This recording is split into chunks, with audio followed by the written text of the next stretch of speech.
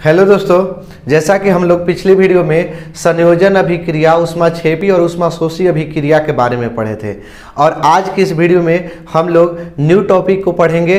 तो इसमें आपको पढ़ना है वियोजन अभिक्रिया। तो सबसे पहले देखिए वियोजन अभिक्रिया क्या होती है। तो वैसी रासायनिक अभिक्रिया जिसमें एक पदार्थ टूटकर दो या दो से अधिक नए पदार्थ का निर्माण करता है उसे हम वियोजन अभिक्रिया कहते हैं। देखिएगा, जब एक पदार्थ टूटेगा ना तो दो या दो से अधिक नए पदार्थ का निर्माण करेगा, उसी को हम क्या कहेंगे, वियोजन अभिक्रिया। जैसे में देखिए समझिएगा, जैसे चूना का सूत्र क्या होता है, तो चूना का सूत्र होता है CaCO3। जब चूना को हम वियोजन कराएंगे, जब दो भाग में तोड़ेंगे तो ये बनता है कैल्शियम ऑक्साइड और कार्बन डाइऑक्साइड बनता है। इसी प्रकार अगर हम जल को दो भाग में तोड़े तो देखिए हाइड्रोजन और ऑक्सीजन में टूटेगा, यहाँ संतुलित चूंकि कर दिया गया है, 2 दूनी के 4 कर संतुलित कर दिया गया है। तो जब जल को दो भाग में तोड़ते हैं ना तो हाइड्रोजन और क्या बनता है, ऑक्सीजन बनता है। इसके बाद आता है विस्थापन अभिक्रिया।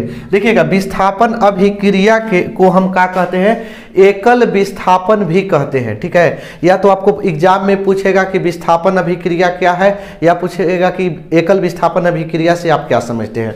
तो समझिएगा कि विस्थापन या एकल विस्थापन की वैसी रासायनिक अभिक्रिया जिसमें अधिक अभिक्रियाशील वाले तत्व कम अभिक्रियाशील वाले तत्व को उसकी यौगिक के विलयन से हटाकर उसका स्थान खुद ले लेता है, उसे हम विस्थापन या एकल विस्थापन अभिक्रिया कहते हैं। ठीक है, एक उदाहरण समझिए। देखिए कभी कभी क्या होता है ना कि आप लोग बस पर सफ़र करते होंगे, हम जैसे हम अभी भी हम अपने कहते हैं कि जैसे बस में हम लोग सफ़र करते हैं तो सीट पर बैठे रहते हैं, तो क्या होता है कि कोई बढ़िया मोटा छोटा आदमी आता है, चाहे हम सीट पर से उठाकर खड़ा कर देगा, यानी हमारा स्थानवा जो है वो खुद ले लेता है। ठीक है, तो यानी कि एक तरह से विस्थापित हमको कर दिया। हम सीट पकड़ के बैठे थे, अब उन्हें से आया कंडक्टर, उठ उठ खड़ा हो, ये आदमी को बैठाओ सीट पर, तो यानी उसको बैठा देता है। तो ये क्या हो गया कि हमको उठाकर ओकरा बैठा दिया, यानी अधिक पहलवान मान लो है। ठीक है, और हमको कमजोर समझ के वजह से हटा दिया और हमारे स्थानों पर वो बैठ गया।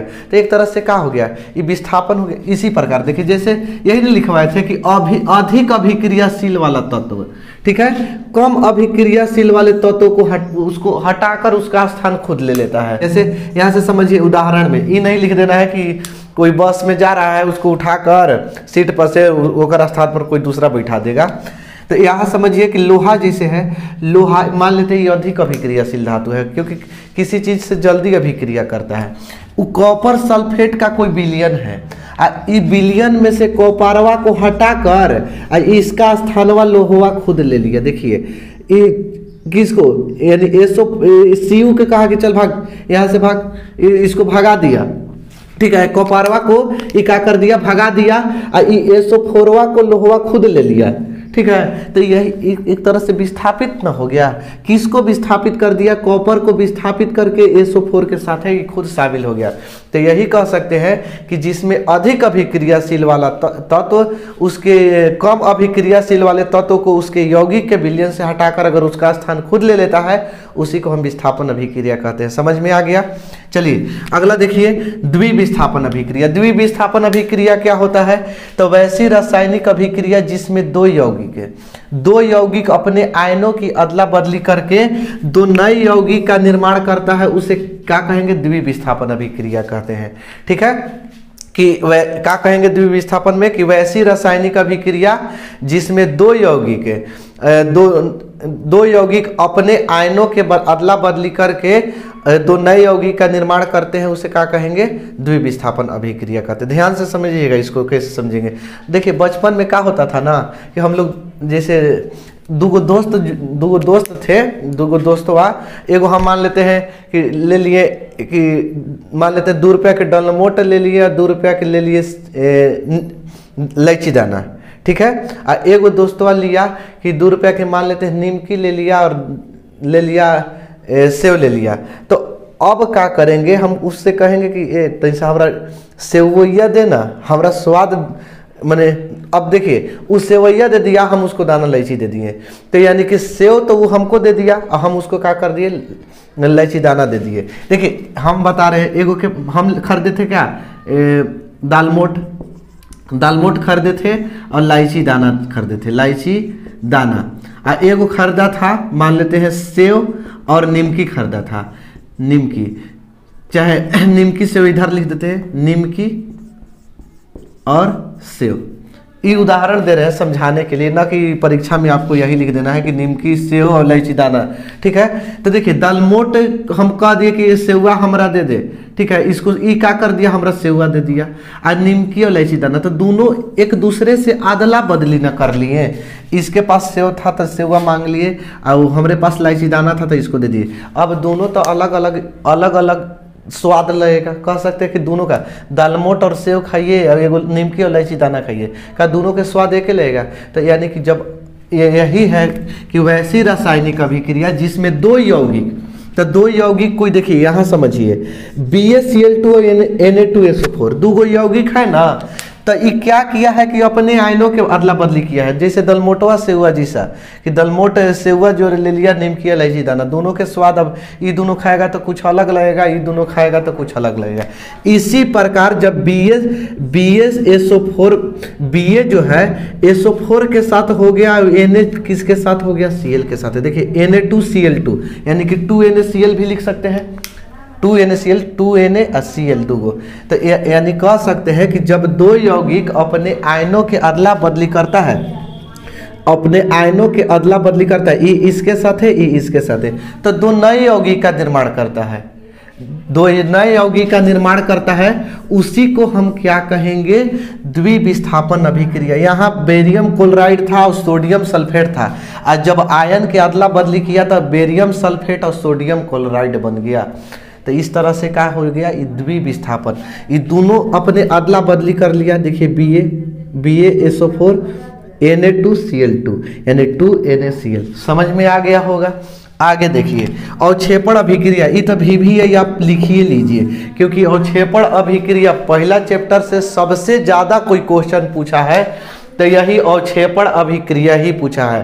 तो अवक्षेपण अभिक्रिया किसे कहते हैं, तो वैसी रासायनिक अभिक्रिया जिसमें किसी अवक्षेप का निर्माण होता है, यानी किसी अवक्षेप का निर्माण हो, उसे हम क्या कहेंगे, अवक्षेपण। अब कहिएगा कि अवक्षेप क्या होता है, तो अवक्षेप दाना दाना टाइप के होता है, ठीक है, जिसका भी कुछ जो भी निर्माण होगा अवक्षेप में दाना दाना टाइप के, दाना नहीं देखते हैं कि कोई कोई दाना दाना रासायनिक अभिक्रिया होता है तो दाना दाना जैसा बन जाता है, तो उस वही अवक्षेप होता है। तो वैसी रासायनिक अभिक्रिया जिसमें किसी अवक्षेप का निर्माण होता है उसे हम अवक्षेपण अभिक्रिया कहते हैं। जैसे PbNO3 का होल ट्वाइज है, अब KCl से रिएक्शन किया तब PbI2, ठीक है, PbI2 और 2KNO3 ये जो बनेगा, ये कैसा अवक्षेप बनेगा, किस तरह का दाना बनेगा, पीला अवक्षेप बनेगा। दूसरा रिएक्शन देखिए AgNO3 प्लस NaCl, यानी AgNO3 का रिएक्शन जब NaCl से कराए तो AgCl और NaNO3, देखिए NaNO3 बना, ये कैसा अवक्षेप बनेगा, सफेद अवक्षेप। तो आपसे देखिए परीक्षा में हमेशा क्वेश्चन पूछा जाता है कि अवक्षेपण अभिक्रिया क्या है, दो उदाहरण दे, ठीक है, दो उदाहरण दे। तो ये अवक्षेपण अभिक्रिया लिख लीजिएगा।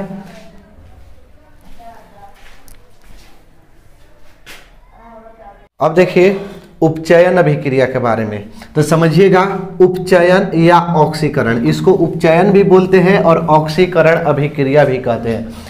तो देखिए वैसी रासायनिक अभिक्रिया जिसमें या तो ऑक्सीजन का योग होता है, योग का मतलब जोड़ना, या तो हाइड्रोजन का वियोग, वियोग यानी ह्रास, ह्रास का मतलब कमी, या तो हाइड्रोजन उसमें जुटेगा या तो हाइड्रोजन उसमें से हट जाएगा। तो इसी को हम क्या कहेंगे, ऑक्सीकरण या उपचयन अभिक्रिया कहते हैं, ठीक है, कि जिसमें हाइड्रोजन, जिसमें ऑक्सीजन का संयोग और हाइड्रोजन का वियोग हो उसे उपचयन कहते हैं। देखिए ऑक्सीजन का योग कौन कौन हो रहा है, तो Mg में ऑक्सीजन मिल जा रहा है यानी MgO, तो इसमें किसका उपचयन हुआ, तो मैग्नीशियम का कह सकते हैं, मैग्नीशियम में ऑक्सीजन आके मिला तो मैग्नीशियम का उपचयन हो गया। कार्बन में ऑक्सीजन मिल गया तो उपचयन किसका हुआ, संयोग ऑक्सीजन का योग हो रहा है ना, तो किस में हुआ, तो कार्बन में हुआ, तो कार्बन का उपचयन हो रहा है। इसके बाद सोडियम में ऑक्सीजन मिल जा रहा है, तो सोडियम का उपचयन हो रहा है। इसमें हाइड्रोजन की कमी देखिएगा, हाइड्रोजन NH3 के साथ था, आके इसमें आ गया, यहाँ आ गया, O में आ गया, तो हाइड्रोजन के यहाँ से कमी हो गया, ठीक है। इसके बाद देखिए MnO2 यहाँ से अब 4HCl, तो ऑक्सीजन यहाँ आ गया, Cl इसमें से हट गया, तो यानी कि ऑक्सीजन यहाँ से हाइड्रोजन में क्या हो गया, कमी हो गया। तो जिसमें ऑक्सीजन का संयोग और हाइड्रोजन का वियोग होता है उसको हम उपचयन या ऑक्सीकरण अभिक्रिया कहते हैं। समझ में आ गया। अब आता है अपचयन अभिक्रिया, या इसका एक और नाम है अवकरण अभिक्रिया, या तो अपचयन कहिए या तो अवकरण कहिए। वैसी रासायनिक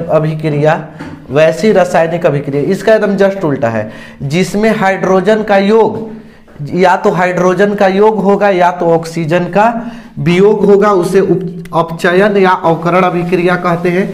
जैसे देखिए H2 + Cl2, यानी कि हाइड्रोजन में क्लोरीन संयोग हो जा रहा है ना, तो क्लोरीन का क्या हो गया, अपचयन हो रहा है। हाइड्रोजन में आयोडीन मिल रहा है ना, तो आयोडीन का क्या हो रहा है, अपचयन हो जा रहा है।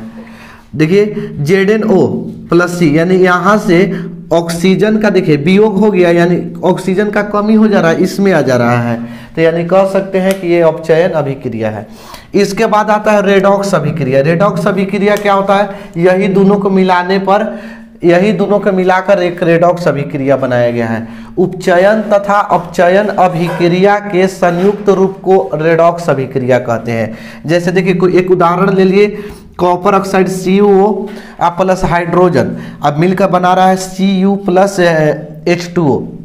तो यहाँ से देखिए कि यहाँ से ऑक्सीजन का क्या हो जा रहा है, कमी हो जा रहा है। तो ऑक्सीजन की कमी किस में होता है, अपचयन में ना। अब हाइड्रोजन के साथ जुट जा रहा है ऑक्सीजन, यहाँ ऑक्सीजन के कमी हो रहा है तो इसलिए अपचयन, यहाँ ऑक्सीजन का संयोग हो जा रहा है हाइड्रोजन के साथ, इसलिए क्या होगा, उपचयन अभिक्रिया होगा। अगली वीडियो में हम लोग संक्षारण पढ़ेंगे, विकृत गंधिता, और इससे जुड़ी हम लोग क्वेश्चन का हल करेंगे। तब तक के लिए बस इतना ही।